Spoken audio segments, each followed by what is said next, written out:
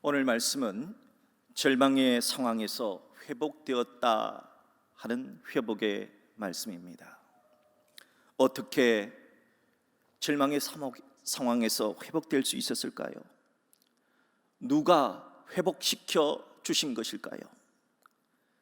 최초의 인간 아담과 하와는 죄 때문에, 교만 때문에 낙원에서 쫓겨났습니다. 그런 이후에도 인간의 탐욕과 교만은 계속되었습니다.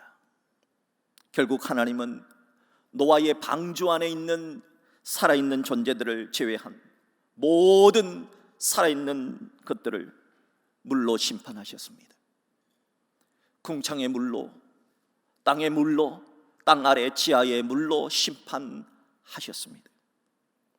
하나님의 심판으로 지구 전체가 물에 덮였습니다. 노아는 물로 셧다운된 세상에서 무려 1년 10일 동안이나 방주 안에 있다가 세상에 나왔습니다. 방주에서 나온 노아가 처음으로 바라본 세상은 어땠을까요? 과연 노아가 다시 밟은 땅은 어땠을까요? 홍수가 나서 모든 것이 죽고 부서지고 그렇게 된 상황은 어땠을까요? 아마 마을 곳곳에는 각종 쓰레기들과 진흙과 모래와 자갈이 뒤엉킨 그야말로 아수라장 같았을 것입니다. 냄새는 어땠을까요? 죽은 사람, 짐승, 사체가 썩는 냄새로 진동했을 것입니다. 그야말로 홍수 심판 이후에 노아가 디딘 땅은 참으로 처참한 절망의 땅이었을 것입니다. 그런 절망의 상황 속에서, 그런 절망의 땅에서 노아가 가장 먼저 한 일이 무엇일까요? 낙담입니까? 실망입니까? 아닙니다. 한탄한 겁니까? 아닙니다. 그럼 가장 먼저 무엇을 했을까요? 오늘 본문 로마서 8장 20절, 창세기 8장 20절을 보십시오. 노아가 여호와를 위하여 단을 쌓고, 노아가 무엇을 가장 먼저 했습니까? 먼저 예배드렸습니다. 모든 정결한 짐승 중에서와 모든 정결한 새 중에서 취하여 번제로 단에 드렸더니 절망의 땅에서 노아가 가장 먼저 한 것은 바로 예배입니다. 예배란 하나님, 저 이제 주님만 바라볼래요, 이제 제가 주님만 바라볼래요 라고 고백하는 그 고백을 행동으로 나타내는 것이 예배입니다. 하나님은 절망의 땅에서 예배한 노아를 참으로 기뻐하셨습니다. 그렇게 노아가 절망의 땅에서 가장 먼저 하나님께 예배드렸을 때 하나님은 어떻게 반응하셨을까? 오늘 창세기 8장 21절을 보십시오. 여호와께서 그 향기를 받으시고 하나님이 노아가 드리는 예배를 받으셨습니다. 그 중심에 이르시되 내가 다시는, 하나님이 노아에게 두 가지 다짐을 해주십니다. 첫째, 내가 다시는 사람으로 말미암아 땅을 저주하지 아니하리니, 하나님 말씀하십니다. 내가 다시는 사람 때문에 땅 저주하지 않을 거야, 다짐하셨다는 겁니다. 왜죠? 이는 사람이 마음이 계획하는 바가 어려서부터 악함이라. 죄송하지만 사람은 선하지 않습니다. 어려서부터 악한 존재가 사람이기 때문이다 하는 겁니다. 둘째, 하나님이 이렇게 다짐하셨습니다. 내가 전에 행한 것 같이 모든 생물을 다시 멸하지 아니하리라. 사람 때문에 이 세상의 모든 생물을 다시 멸하지 않으리라 다짐하셨습니다. 하나님은 다짐만 해주신 것이 아닙니다. 그것뿐만이 아닙니다. 노아가 절망의 땅에서 가장 먼저 하나님을 예배하자 하나님은 노아에게 복을 주셨습니다. 창세기 9장 1절을 보십시오. 하나님이 노아와 그 아들들에게 복을 주시며 그들에게 이르시되, 어떤 복을 주셨습니까? 생육하고 생육의 복을 주셨습니다. 번성하여 번성의 복을 주셨습니다. 땅에 충만하라, 땅에 충만한 복을 내려주셨습니다. 그런데 이 복은 하나님께서 이미 과거에 내려주신 복입니다. 하나님이 이 복을 언제 누구에게 내려주셨습니까? 창세기 1장 28절에 보면 최초의 인간 아담에게 내려주셨습니다. 창세기 1장 28절을 보세요. 하나님이 그들에게, 최초의 인간 아담과 하와에게 복을 주시며 하나님이 그들에게 이르시되 생육하라고, 번성하여 땅에 충만하라, 땅을 정복하라, 바다의 물고기와 하늘의 새와 땅에 움직이는 모든 생물을 다스리라 하는 하늘의 복, 생육의 복, 번성의 복, 땅에 충만한 복을 주셨습니다. 하지만 아담은 그 복을 받기는 받았지만 누리지는 못했습니다. 죄 때문입니다. 탐욕의 죄, 교만의 죄 때문입니다. 하나님은 죄 때문에 아담이 받지 못한, 아니 받고도 누리지 못한 그 복을 오늘 노아에게 주십니다. 노아야, 너는 아담이 복받고 누리지 못했던 그 복을 너는 반드시 누리라, 그렇게 말씀하시며 내려주신 것입니다. 지금 전 세계는 노아의 홍수 때와 같이 코로나19라고 하는 팬데믹이 전 세계를 휩쓸고 지나가고 있습니다. 이런 절망 속에서 하나님은 우리가 노아의 이야기를 다시 듣기를 원하십니다. 과연 전 세계적인 홍수 팬데믹 속에서, 그 절망의 상황 속에서 노아가 어떻게 회복했는가를 성경을 통해 발견하기를 원하십니다. 사랑하는 성도 여러분, 믿음의 사람 노아가 세계적인 홍수 팬데믹의 그 절망 속에서 가장 먼저 무엇을 했는가를 기억하십시오. 노아의 어떤 행동 때문에 하나님이 아담이 누리지 못했던 그 복을 노아에게 주셨는가를 명심하십시오. 그리고 묵상하십시오. 그리고 우리도 노아처럼 먼저 하나님을 예배하는, 절망의 땅에서 먼저 하나님을 예배하는 우리 모두가 될 수 있기를 주의 이름으로 축복합니다. 성경에 나오는 대표적인 회복의 사람 이야기라면 욥을 손꼽을 수가 있습니다. 과거 아브라함이 살았을 때 동방에 욥이라고 하는 의인이 살았습니다. 욥은 7남 3녀의 자녀를 두었지요. 그리고 욥은 양이 7,000마리, 낙타가 3,000마리, 소가 500상, 암나귀가 500마리, 그리고 많은 종들을 거느린 동방 최고의 정말 으뜸 부자였습니다. 그럼에도 욥은 하나님을 참으로 진심으로 잘 섬긴 의인이었습니다. 사탄은 부자 욥이 하나님을 잘 섬긴 이유를 이렇게 말합니다. 하나님이 욥에게 엄청난 재물을 주셨기 때문 아니냐. 만약 하나님께서 욥에게 재물을 거둬가시고 소유물을 거둬가시면은 욥은 하나님을 욕할 것이다 하는 망발을 합니다. 그 이야기를 들으신 하나님은 그렇지 않다. 욥은 그렇지 않아.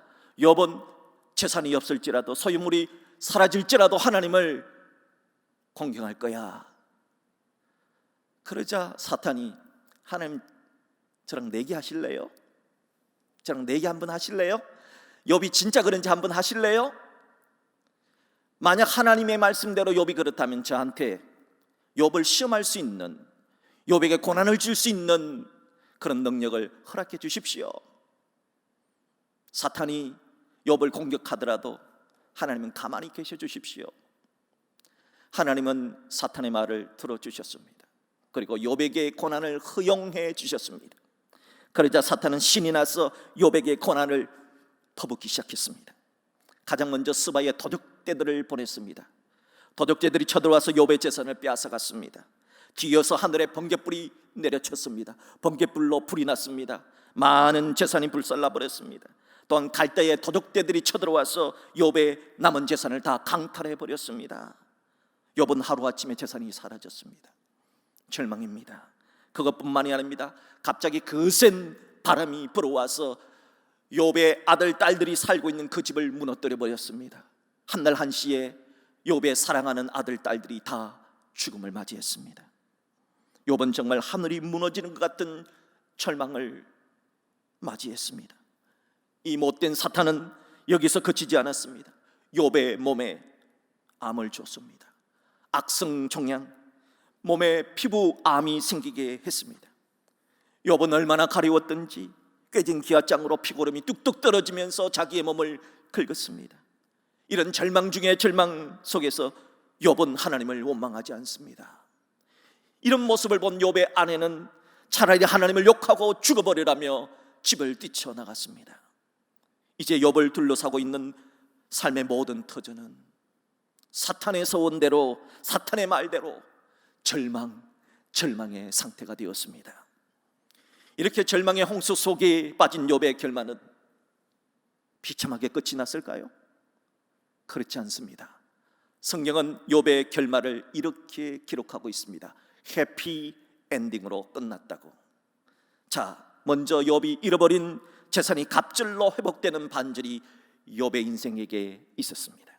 욥기 42장 12절의 말씀을 보십시오.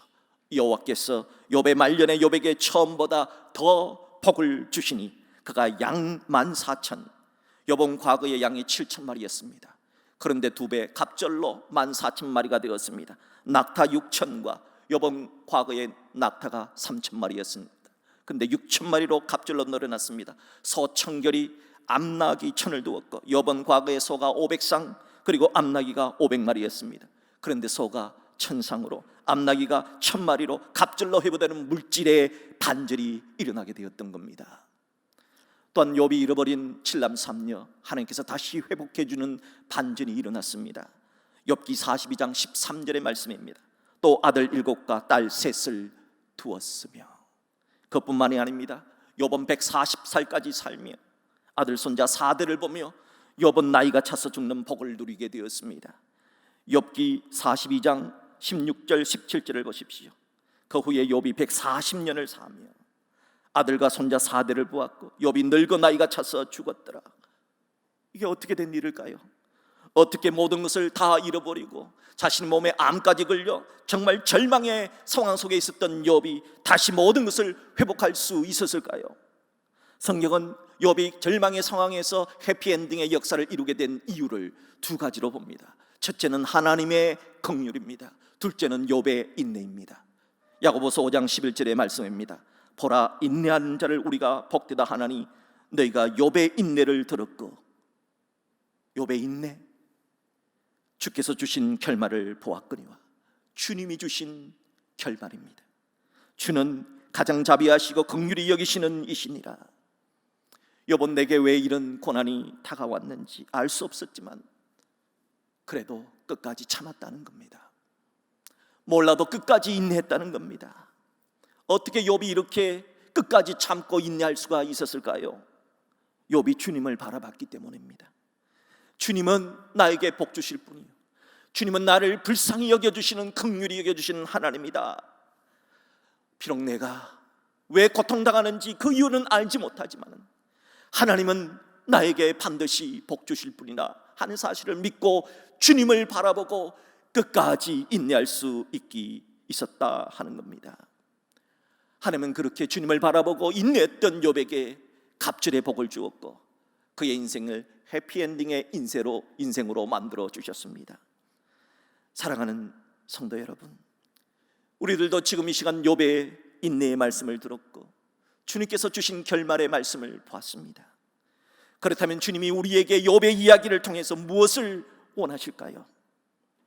자비로우신 하나님, 긍휼히 여기시는 하나님, 나보다 나를 더 사랑하신 그 하나님을 바라보고 절망의 땅에서 하나님을 바라보고 끝까지 인내하라 하신 말씀이 아니겠습니까? 그래서 사람은 힘들고 어려울 때 더더욱 자신의 말을 고쳐서라도 희망의 말, 회복의 말을 해야 합니다. 마가복음 9장에 보면 어떤 아들을 둔 아버지가 있었는데 이 아들이 귀신이 들린 겁니다. 귀신이 들려서 불 속에도 막 들어가고 물 속에도 막 빠져 들어가는 거예요. 아버지가 볼 때 얼마나 가슴 졸입니까? 그래서 예수님에 대한 이야기를 듣고 그 아들을 데리고 예수님께로 찾아옵니다. 여러분, 그 아버지가 예수님을 왜 찾아왔겠습니까? 뭐 때문에 찾아왔겠습니까? 고쳐달라고, 회복시켜달라고 예수님 찾아오지 않았겠습니까? 그런데 뭐라고 말하는가 한번 들어보세요. 무엇을 하실 수 있거든 우리를 불쌍히 여기사 도와주옵소서. 예수님 무엇을 하실 수 있거든, 이게 무슨 뜻입니까? 예수님 고쳐주시려면 고쳐주시고 못 고쳐주신다면 그냥 놔두십시오. 이게 믿음의 말입니까? 이게 정말 회복되기를 원하는 말입니까? 아니지요. 그래서 예수님은 아이의 병을 고쳐주시기 전에 먼저 그 아이의 아버지의 말을 고치십니다. 보십시오. 예수께서 이르시되 할 수 있거든이, 무슨 말이냐? 믿는 자에게는 능히 하지 못할 일이 없느니라. 예수님은 그 아이의 아버지를 향해서 내가 하는 너의 말은 믿음의 말이 아니다, 소망의 말이 아니다, 회복의 말이 아니다 하신 겁니다. 말을 고쳐라 말한 것입니다. 예수님의 말씀을 들은 귀신 들린 아이의 아버지는 즉시 말을 고칩니다. 그리고 그 아이의 아버지가 큰 소리로 주님께 이렇게 얘기합니다. 내가 믿나이다. 내가 믿나이다. 나의 믿음 없는 것을 도와주소서.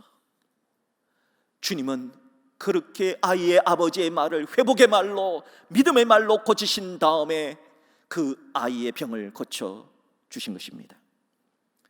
일반적으로 사람들은 힘들고 어려우면 절망의 말을 하지요, 낙담의 말을 하지요, 부정의 말을 하지요, 회의적인 말을 합니다. 그러나 진짜 우리가 회복되기를 원한다면은, 진짜 우리가 나를 회복하실 주님을 바라고 믿는다면은, 주님을 바라보고 믿음의 말을 하고 희망의 말을 하고 소망의 말을 하고 회복의 말을 해야 됩니다. 우리의 말을 고쳐서라도 믿음의 말을 해야 합니다. 사랑하는 여러분, 우리 말을 고칩시다. 우리는 본래 소망적인 말을 못하는 존재입니다.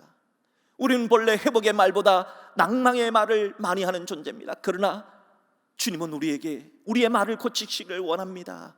사랑하는 여러분, 우리 모두가 고쳐서라도, 우리의 말을 고쳐서라도 주님을 바라보면서 주님 나를 회복하실 것입니다 하는 회복의 말, 그렇게 말하는 믿음의 말할 수 있는 우리 모두가 될 수 있기를 주님의 이름으로 축복합니다. 어느 날 포도밭 주인이 길가에 나가서 아무렇게나 널브러져 있는, 아무렇게나 심겨져 있는 무화과 나무를 보고 불쌍히 여겼습니다. 그래서 그 무화과 나무를 가지고 주인 집에 있는 포도밭에 심었습니다. 그리고 포도원지기에게 물을 주고 거름을 주고 잘 관리해 주라고 했습니다. 포도원지기는 정말 물을 주고 거름 주고 잘 관리해서 정말 무화과 나무는 아름답게 자라났습니다. 이파리가 시퍼렇게 아주 빛깔나게 때깔 좋게 그렇게 자랐습니다. 포도원 주인은 기대했습니다. 저 무화과 나무에서 열매가 맺히기를. 그런데 가을이 됐는데 열매가 안 맺히는 거예요. 또 1년을 보냅니다. 1년이 지나도 또 열매가 없는 거예요. 또 1년을 보냅니다. 그래도 열매가 없는 거예요. 3년차 포도원 주인은 포도원지기에게 그 무화과 나무를 찍어버리라 말합니다. 그때 포도원지기가 포도원 주인을 찾아가서 이렇게 예언을 합니다. 주인이여, 금년에도 그대로 두소서. 금년에도 그대로 두소서. 내가 파고 내가 기름을 줄 테니 금년에도 그대로 주소서. 왜 포도원지기는 포도원 주인에게 이런 말을 했을까요? 이 비유에 나오는 포도원 주인은 성부 하나님을 상징합니다. 이 비유에 나오는 포도원지기는 성자 예수님을 상징합니다. 이 비유에 나오는 열매 없는 무화과 나무는 바로 우리들을 상징합니다. 하나님은 길가에 버려진 무화과 나무 같은 우리들을 택하여 주셨고 하나님의 자녀로 만들어 주셨습니다. 그런데 우리에게 예수님이 그렇게 공을 들이고 성부 성자 성령 하나님이 그렇게 공을 들여서 은혜를 베풀어 주었지만 우리는 열매가 없는 겁니다. 시간이 지나도 사랑의 열매가 없고 희락의 열매가 없고 화평의 열매가 없습니다. 우리에게 열매가 없는 모습을 보시고 불쌍히 여기신 주님께서 계속해서 애를 쓰지만 우리에게 열매가 없자 성부 하나님이 찍어버리라 합니다. 절망의 상황이 다가왔습니다. 그러나 절망의 상황 속에서도 포도원지기 되신 예수님이 가로막았습니다. 주인님, 성부 하나님, 금년에도 그대로 두소서. 제가 두릅하고 기름을 줄 테니 금년에도 그대로 두소서 라고 그렇게 말씀하신 이유가 뭡니까? 그것은 예수님이 우리를 볼 때 아무리 절망의 상황이라 할지라도 우리가 죽기 전까지는 우리에게 희망이 있음을, 우리에게 회복이 될 것임을 믿었기 때문입니다. 주님은 언제나 우리가 천국 가는 그날까지, 아니 죽는 그날까지 우리에게 희망의 말을 하십니다. 회복의 말씀을 하십니다. 그러므로 우리 예수 믿는 사람들도 주님 본받아 회복의 말을 해야 되는 이유가 여기에 있는 겁니다.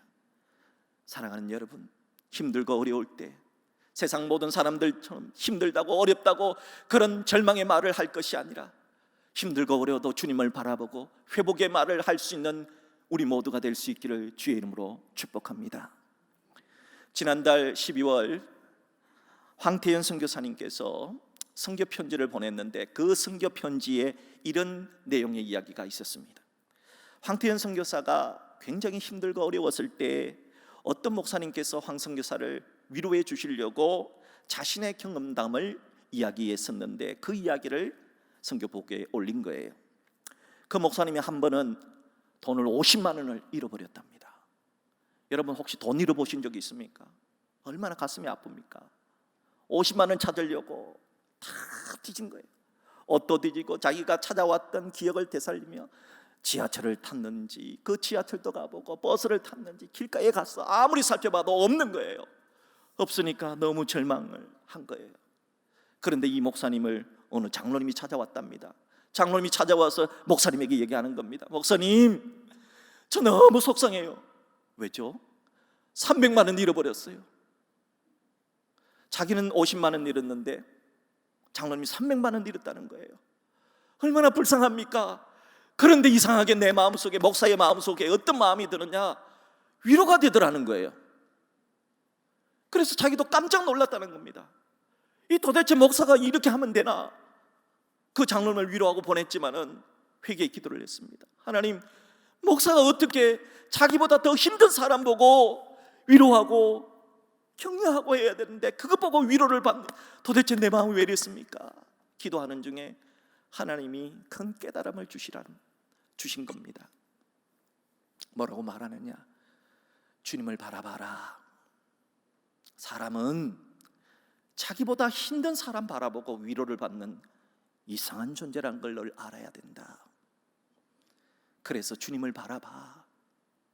너 50만 원 잃었을 때 300만 원 잃은 사람 보고 위로받았지? 그건 아무것도 아니야. 주님은 너희들을 위해서 모든 것을 다 잃어버렸어. 주님은 너희들을 위해서 모든 것을 다 버리셨어. 너 돈 조금 잃었다고? 주님은 다 잃었어. 너 명예 조금 잃었다고? 너 건강 조금 잃었다고? 절망하지 마. 주님을 바라봐. 주님은 너를 위해 모든 것을 다 잃어버리셨어. 이 말씀을 듣는 순간 이 목사님의 마음속에 주님을 바라보라 하는 설교를 왜 해야 되는지 그때서야 깨달음이 왔다 하는 것입니다. 그러면서 황 선교사 힘내, 그리고 주님을 바라봐, 그렇게 그 말씀을 듣고 위로를 받았다 하는 선교 편지였습니다. 저는 이 선교 편지를 읽다가 문득 부끄러운 저의 어린 시절이 생각이 났습니다. 제가 초등학교 5학년 때쯤으로 기억이 되는데 확실치는 않아요. 근데 5학년 아니면 6학년인데 그때 제가 나이키 신발을 너무 신고 싶었습니다. 나이키 신발, 나이키 운동화. 얼마나 나이키 운동화를 신고 싶었던지 지금은 천국에 가신 어머니한테 졸랐습니다. 엄마, 나 나이키 운동화 한 켤레만 좀 사주면 안 돼? 안 된다 그래요. 그래서 제가 밥을 안 먹었습니다. 아침도 안 먹고 점심도 안 먹고 저녁도 안 먹고 굶어서 내가 죽으리라 생각하면서 어머니를 협박했습니다. 그렇게 굶고 있는데 그 다음날 교회에서 소아병원에 가게 된 겁니다. 아마 봉사를 나가게 됐는데 제가 초등학교 5학년 6학년인데 그때 제가 있던 교회는 조그마한 교회였기 때문에 뭐 초등학교 5학년 6학년도 같이 갔습니다. 근데 제가 가서 지금도 잊을 수 없는 아주 충격적인 장면을 보게 되었습니다. 소아병원에 갔는데 그 병원에 있는 조그마한 아이들이 두 다리가 없는 거예요. 저는 태어나서 두 다리가 없는 사람을 처음 봤습니다. 충격이었습니다. 그런데 그 아이들이 있는 병실에는 신발이 한 켤레도 없는 겁니다. 그걸 볼 때 얼마나 제가 엄마한테 잘못했던가, 그리고 두 다리만 있는 거 얼마나 감사한가, 그런 생각을 하게 되었습니다. 그리고 제가 어머니한테 사과드리고 엄마, 나이키 운동화 안 사줘도 됩니다, 그렇게 이야기를 했습니다. 그리고는 제가 나이키는 신고 싶은데 어떻게 했느냐, 하얀 백고무신에다가 빨간 모나미 볼펜으로 이렇게 그렸습니다. 나이키 마크를 들여서 제 스스로 나이키 백고무신이다 그렇게 말하면서 신고 다녔던 기억이 지금도 아련히 납니다. 저는 그때를 생각하면 사람들은 자신보다 더 어려운 사람을 보고 위로받는다는 이상한 마음을 이해합니다. 한쪽 다리 잃어버린 사람은 건강한 사람이 찾아가서 아무리 좋은 말로 위로한다고 해도 위로가 되지 않아요. 또 한쪽 다리 잃어버린 사람은 누가 찾아가야 위로가 되느냐? 자기보다 더 많이 잃은 사람, 두 쪽 다리 잃은 사람 찾아가서 위로하면 그 사람 말은 들어요. 그래서 진정한 위로자는 우리 주 예수 그리스도입니다. 진정한 위로자는 우리 때문에 모든 것을 다 잃어버리신, 하늘의 부귀영화를 다 잃어버리시고 우리 때문에 고난당하신 예수님을 바라볼 때 우리는 위로가 되는 겁니다. 사랑하는 여러분, 예수님을 바라보세요. 주님은 우리 때문에 모든 것을 다 잃어버린 겁니다. 여러분은 물질 조금 잃어버렸고, 여러분은 여러 가지 어려운 가운데 건강 조금 조금 잃어버릴 수 있습니다. 그러나 우리 주님은 우리 때문에 다 잃어버리셨습니다. 그 주님을 바라보세요. 그러면 위로가 될 겁니다. 그리고 주님을 바라보는 사람은 위로만이 아니라 소망을 받게 됩니다. 어떤 소망입니까? 주님은 죽었으므로 끝난 게 아닙니다. 예수님은 십자가에 못 박혀 죽으심으로 끝난 게 아니라 죽으시고 3일 만에 부활하셨습니다. 그리고 하나님 보좌 우편에 올라가셔서 우리들에게도 말씀하셨습니다. 예수 믿는 사람, 예수 안에 사는 사람은 너희들도 천국에서 복을 누리게 될 것이다 약속하셨습니다. 그러므로 주님을 바라볼 때 소망을 가지는 겁니다. 사랑하는 여러분, 주님을 바라보십시오. 그리고 위로받으시고 소망을 받으시기를 바랍니다. 저는 오늘의 말씀을 히브리서 12장 2절의 말씀으로 결론을 맺기를 원합니다. 믿음의 주여, 또 온전한 신인 예수를 바라보라. 사랑하는 여러분, 우리들도 오늘 성경에 나왔던 이 노아처럼 절망의 땅에서 낭망하고 한탄하는 것이 아니라 노아처럼 예배하기를 원합니다. 욥처럼 절망의 땅에서 끝까지 인내하기를 원합니다. 포도원 지기처럼 절망의 순간에도 그대로 두소서, 제가 회복시키겠습니다 하는 회복의 말을 할 수 있는 우리 모두가 될 수 있기를 주님의 이름으로 축복합니다.